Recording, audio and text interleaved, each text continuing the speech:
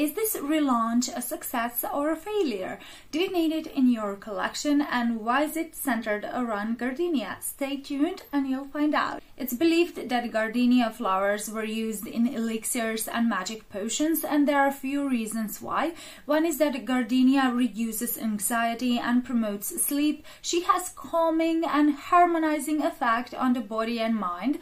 Also, white gardenia is one of the most beloved wedding flowers on the Polynesian islands because she symbolizes devotion and sacred love, and she's used as an aphrodisiac as well. The opening is so beautiful. It's airy, sweet, juicy and fruity at the same time. This smells to me like caramelized pear sprinkled with a few drops of mandarin juice. It's just gorgeous, like the name suggests, and just like this stunning retro bottle design. It's quite sweet and youthful, but not childish or juvenile at all. It smells bright, happy and sophisticated. In the dry down, this perfume becomes so creamy and it smells like it has some milky note in it, and the dry down becomes sweet electronic white flower perfume. It's quite different and interesting, and I can't distinguish any patchouli in it, so don't be afraid this would smell earthy just because patchouli is listed in the notes. And gorgeous gardenia becomes softer, muskier and more powdery, but your skin but better scent in the dry down. Imagine a sugared milky river flowing, and imagine white flowers flowing down that river. This is the scent I got. It's really beautiful. It's floral but lactonic and gourmand at the same time because there is a sugar accord noticeable throughout the length of this perfume. This perfume is similar to the sweetness of caramel notes in Viva la Juicy by Juicy Couture and Marshmallow in Ari by Ariana Grande, but Gucci's version is much more elevated, elegant and lactonic in the dry down compared to the caramel and marshmallow dominant dry down of these two perfumes. But if you like Viva la Juicy or Ari, you'll definitely love Flora, a gorgeous gardenia by Gucci. It has a comforting effect, it smells peaceful and delicious, and yes, the name is correct.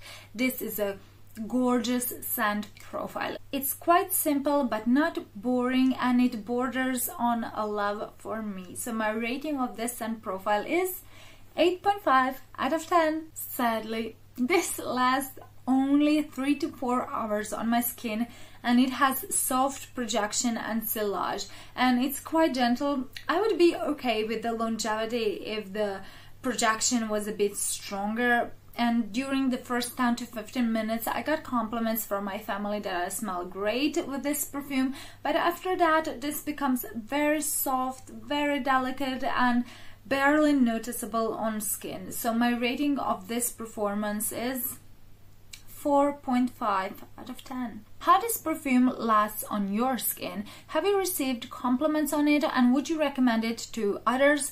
Also, please subscribe and like this video. That would be a huge motivation and a great feedback to know did you like this video and did you find it useful. So thank you from the bottom of my heart. Let's talk about negative and positive points. First negative point is, of course, poor performance. It doesn't last, it doesn't project.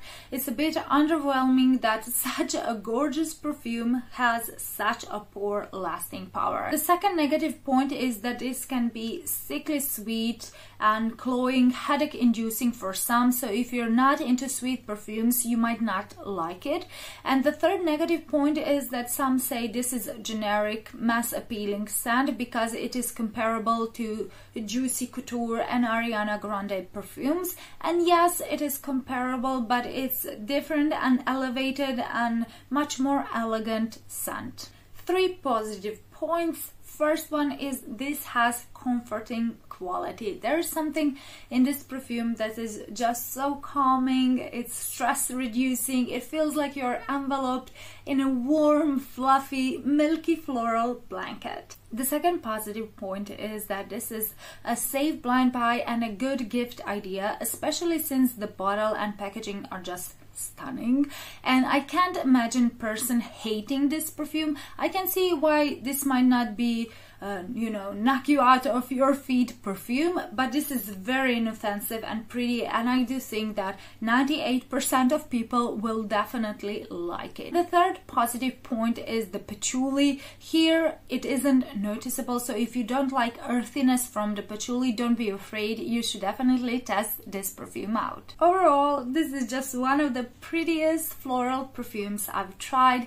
Yes, it's nothing groundbreaking, and yes, there are cheaper alternatives like Viva La Juicy or Ari, but they smell much more synthetic, juvenile and cloying compared to Gucci Flora Gorgeous Gardenia. If this perfume didn't fade so quickly, it would be one of my easy reach and go-to perfumes, but since the lasting power isn't really good, I don't think I'll be keeping it in my collection. So definitely test it out first and see how it performs on your skin, and is it worth the price tag for you. 3 words or adjectives I would describe it with would be gentle, lovely and milky. So my overall rating is 6.5 out of 10. If you love sweet perfumes, then check out this video and my honest opinion on Alien Goddess Eau de Parfum. See you in that video. Bye!